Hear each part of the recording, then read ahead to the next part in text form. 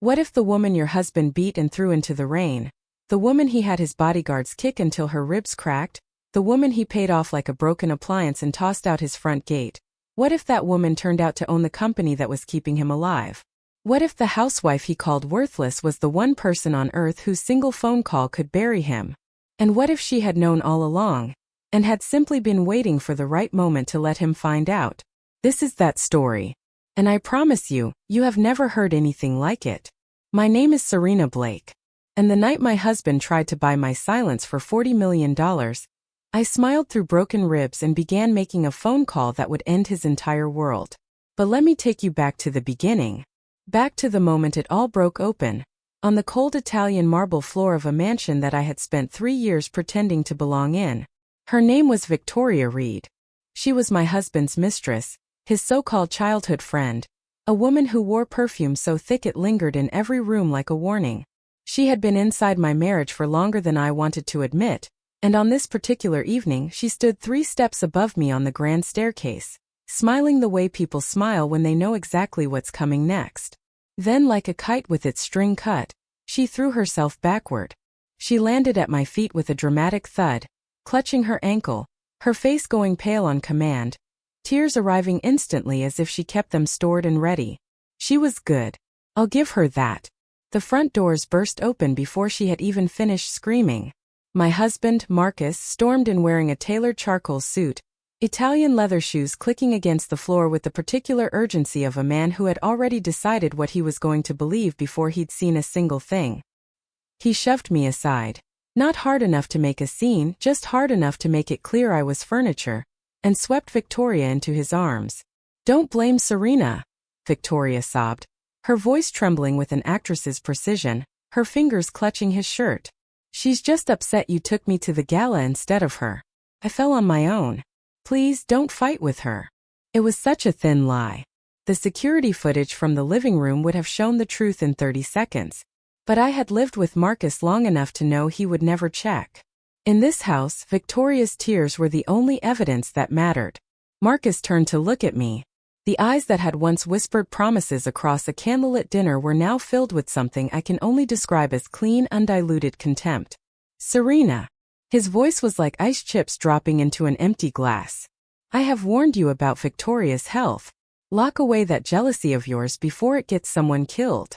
"I didn't push her," I said. "She threw herself." Check the slap hit me so hard my ears rang. The metallic taste of blood flooded my mouth. My vision went sideways, then black at the edges. "You dare argue?" Marcus looked down at me the way you look at something you found stuck to the bottom of your shoe. "Victoria wouldn't hurt an ant. You think she'd use her own body to frame you, you washed-up housewife? If it weren't for the 3 years you spent taking care of my mother, do you think you would have ever been Mrs. Blake?" Perhaps that was the moment I had been waiting for without knowing it. The moment the last thread connecting me to the woman I had been, patient, hopeful, desperately in love, finally snapped clean. 3 years I had poured into this man.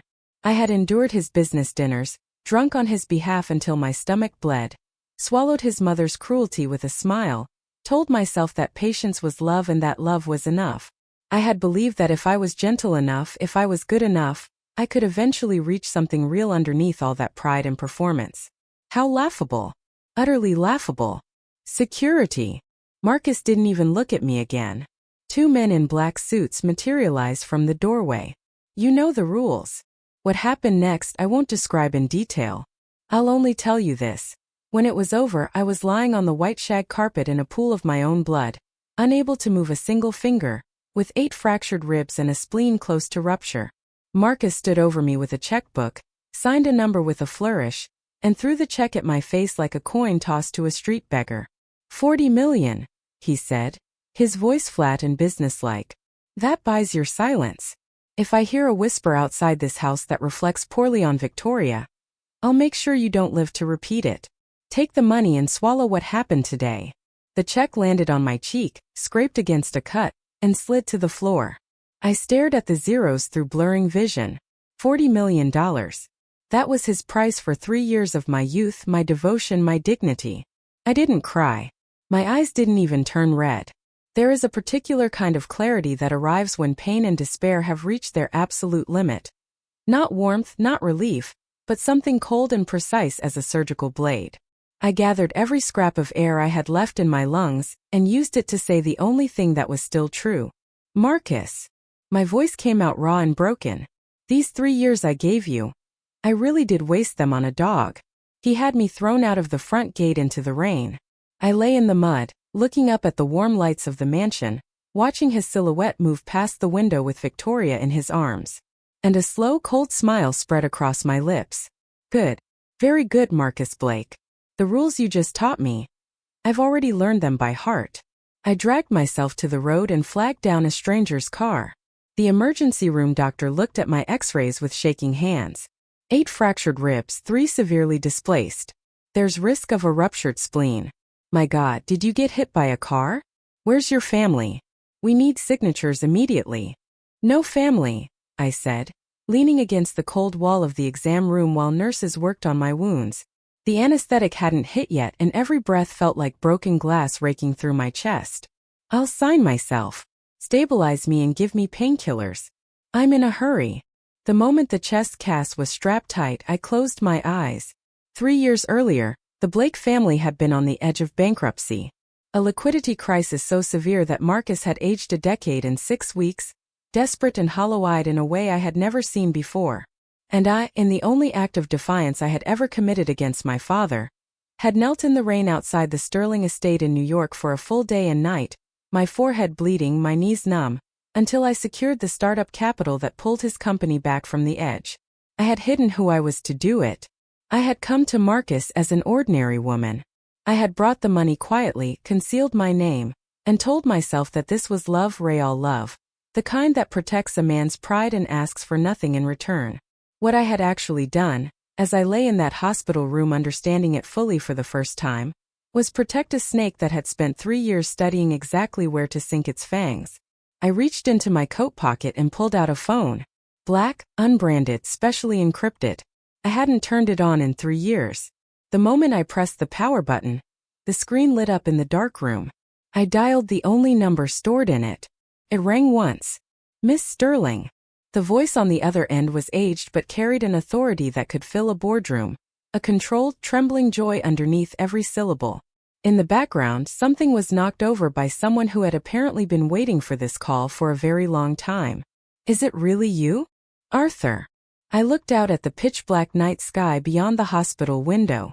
My voice was as quiet as a feather but carried the weight of everything I had buried for 3 years. Come get me. I'm done playing. Yes, Miss Sterling. Within 15 minutes, the fleet will have their flight paths cleared. I'll handle everything personally. A pause, then barely audible. We've been waiting. I tore the $40 million check to shreds and dropped it in the trash. Marcus Blake, you thought you were paying off a housewife. You had no idea you just declared war on the woman who owns the bank. The next morning, Marcus was at the breakfast table cutting a fried egg when his housekeeper appeared in the doorway, white-faced and barely able to form words. Marcus didn't look up. Did that woman come crawling back? Sir. The housekeeper's voice was barely above a whisper. All of Mrs. Blake's belongings are gone. Not just her clothes, everything. Her toothbrush. Her towels. Every frame of security footage in which she appeared has been wiped completely. It's as if she never existed in this house. He swallowed hard. And at 5 a.m. this morning, 12 armored Rolls-Royce Phantoms with consecutive New York plates stopped in front of the gate. Dozens of men in black suits removed everything that was hers in under 3 minutes. The police parked down the block and watched. They didn't intervene. Marcus set down his fork. Consecutive New York plates. Armored Rolls-Royces. This wasn't the kind of display that Denver's elite could produce. This was old money. Generational power. The kind of force that operated several floors above anything Marcus had ever touched. She's an orphan, Marcus said, but his voice had changed. She can barely use a rideshare app. This is impossible. It wasn't impossible. But Marcus wouldn't understand how possible it was until 48 hours later, when his assistant burst into his office without knocking, hair disheveled, face drained of color. Mr. Blake, Sterling Industries has formally withdrawn the $3 billion bridge loan for the East Denver project. They're citing a 1-day delay in an environmental filing. And sir, the assistant held up a tablet, his hand shaking, The Wall Street Journal just published a lead piece questioning our liquidity. Our stock is down 18% in the last hour. Someone initiated a coordinated short-selling attack. It's across every front simultaneously. Marcus grabbed the phone and dialed the direct line he prided himself on having. The Sterling Industries Denver representative he had lunched with 6 months earlier. A calm, unfamiliar female voice answered. Sterling Industries Denver office. How may I direct your call? The representative he knew was already gone. Marcus tried 4 more numbers. All unavailable. Cold sweat soaked through his custom suit.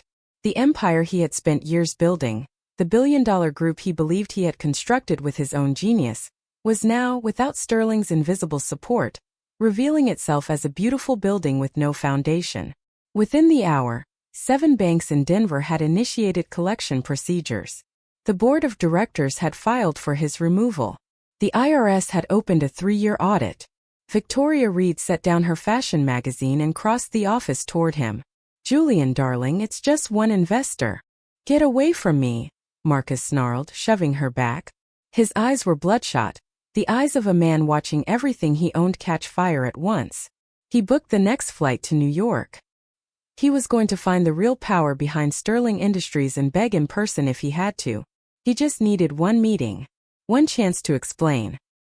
He didn't know that 1,000 miles away, in a temperature-controlled estate suite on the Upper East Side of Manhattan, I was lying in a bath infused with calming essential oils while my father stood beside the marble tub with red eyes, staring at the bruises still deep purple across my back and ribs. Harrison Sterling was a man whose name moved markets. He set his cane against the wall, and his voice when it came was barely controlled. My daughter, whom I have never once raised my voice to, beaten like this by worthless trash. I rose slowly from the water and let my attendants drape a silk robe across my shoulders. I turned to look at my father and let a small, cold smile settle on my lips. Consider it tuition, father.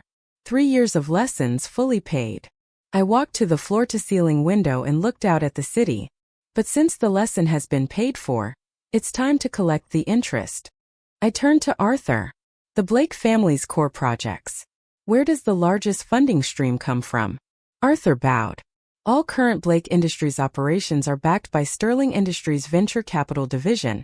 Originally per your instructions, Miss Sterling to secretly support him. I tightened the belt of my robe. As of now, cut off every dollar flowing to Blake Industries.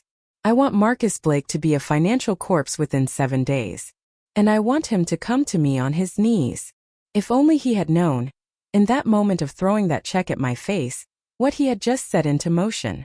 But men like Marcus never look closely at what they're standing on. Not until the floor gives way. Marcus and Victoria arrived in New York that night. He spent $3,000 in bribes just to get to the entrance of the members' only restaurant where he'd been told Sterling's senior executives sometimes dined. He was still being blocked at the door when Victoria's eyes drifted past the glass partition and locked onto me. She froze. I was sitting in the restaurant's best private room in a black velvet gown, 4 bodyguards standing like statues behind me, a cup of tea in my hand. The woman she had trampled underfoot, the housewife whose ribs she had helped break, was now sitting in a room that Victoria could only have dreamed of entering.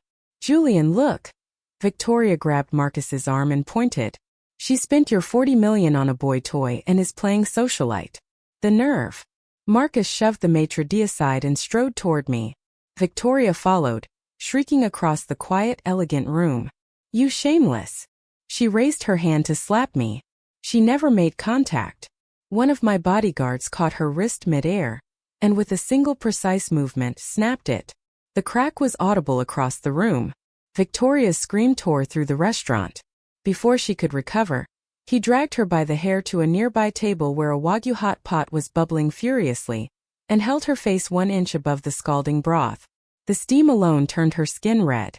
Another bodyguard dropped Marcus to his knees with a strike to the back of his leg. A large hand pressed his neck to the floor. The entire sequence had taken less than 3 seconds. The surrounding diners barely glanced up from their meals.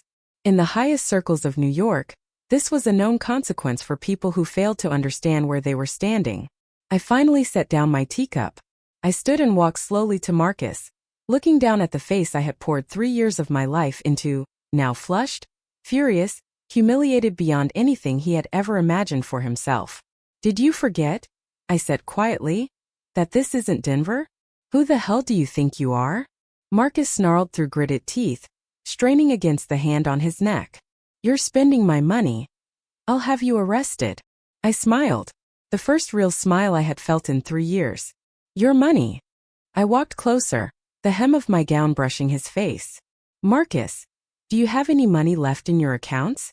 Did that $3 billion bridge loan ever arrive?" His pupils contracted. His face went the color of old paper. "You," he whispered. "You did this. How, you're an orphan.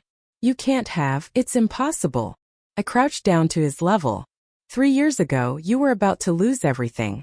I knelt in the rain outside an estate in New York for 24 hours until my knees bled. Just to secure the capital that saved you. You thought I was a devoted wife. What I was, Marcus, was the one person in the world whose single decision could either save you or bury you. I chose to save you once. I stood. I won't be making that mistake again. I gestured to Arthur. Have security remove them. And disinfect this area when they're gone. The smell is unbearable. I sat back down, picked up my tea, and didn't look at them again. What followed, I won't pretend gave me joy. But I will tell you it gave me something more durable than joy: clarity. Marcus spent his last $10 million on a desperate, humiliating gamble. He hired the most feared underworld operator in New York, a man known as Nico the Scar, who commanded 3,000 loyal men and had the kind of influence that made police captains cross the street. Marcus had me kidnapped and brought to a derelict shipyard in New Jersey at midnight, certain that capital alone couldn't protect me from a gun pressed to my forehead. What Marcus didn't know, what he couldn't have known, was that the name Serafina Sterling carried a weight in the underworld that made that gun meaningless. Nico walked into that warehouse like a king arriving at his kingdom. Then he saw my face. His cigar fell from his mouth. His complexion drained to white in under a second. And then, in front of 300 of his own armed men, Nico the Scar dropped to his knees in the mud, crawled 3 meters on his hands and knees through the filth, and slammed his forehead against the rusty steel floor hard enough to draw blood. "Young miss," he howled, slapping his own face raw, tears and blood mixing in the dirty water. "I deserve to die 1,000 deaths. I didn't know it was you. Please, please spare my life." 300 submachine guns dropped to the floor simultaneously. 300 men knelt in the rain without being asked. Marcus stood frozen with his arm still outstretched, pointing at me. His mouth open, no sound coming out. "Marcus," I said, stepping over the kneeling men toward him, "you spent your last $10 million on this. I'm genuinely disappointed in the quality."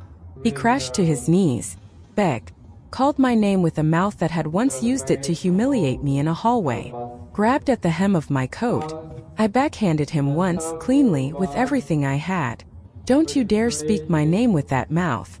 I reached into my pocket and pulled out the torn pieces of the $40 million check, still stained with my blood from where it had scraped my face. I let the pieces fall into the mud in front of him. "You thought money could buy what you broke. You thought kneeling now meant anything." I put my heel on the hand he was using to push himself up and pressed down until he screamed. "You broke my ribs, Marcus. You threw me into the rain. You bought my silence for $40 million and then threatened my life." I leaned down and looked directly into his eyes. "I played along with your kidnapping plan, just so you could watch your last hope collapse in front of you. That man you hired to end me? He's been on my payroll for 6 years." I let go and stood. "Arthur, call in an anonymous tip about suspicious activity at this location. Then we leave." I walked out of the warehouse without looking back. Behind me, sirens wailed in the distance. Marcus, consumed by a final desperate terror, stole a car and ran. On a rain-slicked highway going over 100 miles an hour, he lost control and drove into a concrete bridge abutment. They found him at dawn, barely alive. The hospital room they kept him in was white and cold and completely silent except for the steady beeping of life support. When Marcus finally opened his eyes, the doctor standing over him had the particular expression of someone delivering a verdict, not a prognosis. 37 fractures throughout his body, kneecaps shattered beyond reconstruction, right hand tendons completely severed, and the doctor's pen pointed to the center of his spine. His 4th and 5th lumbar vertebrae had suffered catastrophic compression. The spinal cord was completely severed. From the neck down, Marcus Blake would never move again. "We managed to save your life," the doctor said, closing the file. "But I want you to understand something clearly. The trust funding your care here was established by Sterling Industries. The instructions are explicit. Use the world's most advanced life support to keep you alive at all costs. Organ failure, we buy a replacement. You are not permitted to die, Mr. Blake. Not for a very long time." The police arrived shortly after. $6 billion in tax evasion documented over 3 years. Large-scale commercial fraud. Attempted armed kidnapping of Sterling Industries chairwoman Serafina Sterling. Marcus lay in his bed, unable to speak, unable to move, unable to do anything but listen, as every charge was read aloud. Victoria Reed received 15 years. Her so-called protectors turned state's evidence against her before she'd even been processed. The connection she had built through manipulation and performance evaporated like morning fog the moment Sterling Industries' legal team made a single phone call. I used the liquidated assets of Blake Industries to establish a foundation. I named it Project Chrysalis. Its mandate was simple: unconditional legal support, safe housing, and financial protection for women escaping domestic violence and economic control. I staffed it with the world's best lawyers. I funded it with every dollar I had taken back. I wanted abusers to hear that name and understand what it meant. 1 month after the collapse of Blake Industries, a new gold sign went up on the downtown Denver skyscraper that had once carried Marcus's logo. Sterling Industries, Western U.S. headquarters. An old man with hunched shoulders and a worn suit arrived before dawn that morning, clutching a handwritten resume. He was the Crofts' former housekeeper, 70 years old, no family, no savings, nowhere to go after the empire he had served had crumbled. A young security guard laughed at him and raised a baton to drive him away. He never got to use it. 6 black armored Maybachs rolled onto the plaza. The branch president ran from the building and fired the guard on the spot. And Arthur, dressed impeccably, his face carrying the quiet warmth of a man delivering good news he had been saving for a long time, walked directly to the old man, took both his trembling hands and said, "My dear old friend, the young miss has been thinking of you. The wind in Denver is too cold. She sent me overnight to bring you home. A private estate in the Hamptons has been prepared. A trust has been established in your name. For the rest of your life, no one will ever let you suffer again." The old man wept. 1,000 miles away, I watched the scene on a monitor from the top floor of the Sterling Twin Towers. A warmth moved through me that I hadn't felt in longer than I could remember. In 3 years in that mansion, when my ribs were cracked and I was lying in a pool of my own blood, that old man had been the only one who hadn't kicked me while I was down. He had hidden behind a door and wept for me. I remembered that. I always remembered that. The night of my coronation as head of the Sterling dynasty, the most powerful people in global finance sat in a ballroom that my family had booked in its entirety. The lights went down. A single spotlight found me at the end of the red carpet. I wasn't wearing an evening gown. I wore a midnight black velvet suit with a black diamond rose on my lapel, and I walked to that podium the way a woman walks when she no longer has anything to pretend. An old shipping magnate in the front row thumped his cane on the floor when I was halfway through my opening remarks. "Sterling girl," he announced, loud enough for the whole room to hear. "Your methods are aggressive. You annihilated an entire family over a personal grievance. There are unwritten rules. Aren't you afraid of repercussions?" I stopped. I looked at him for a long moment. Then I snapped my fingers. An assistant set a tablet in front of him. His company's stock had dropped 30% in the last 10 minutes, courtesy of Sterling's financial team on Wall Street. He looked at the screen. The cane in his hand began to tremble. "The rules you're referring to," I said, my voice filling the room with absolute quiet authority, "are rules written by people like you in rooms like this to protect people like you. They have nothing to do with justice and everything to do with silence." I placed both hands on the lectern. I was a woman with 8 broken ribs, thrown into the rain by a man who thought $40 million was enough to buy my disappearance. I am standing at this podium today because I refuse to disappear. And I am telling every person in this room, with complete clarity, that Sterling Industries will permanently close its doors to any individual or enterprise involved in the abuse of power, the betrayal of trust, or the violence of control. The silence lasted 5 full seconds. Then the entire room rose. Applause that shook the chandeliers from the most powerful people on earth, because even they, in that moment, understood that they were looking at something they had never seen before. I stood at the top of everything I had been born to inherit and had nearly given away. I touched the place on my ribs where the bones had once shattered. There was no pain there anymore. In its place had grown something harder and more permanent. Armor forged from the exact moment a man with a checkbook looked down at me on a marble floor and believed that money could end me. He was wrong. I was just getting started.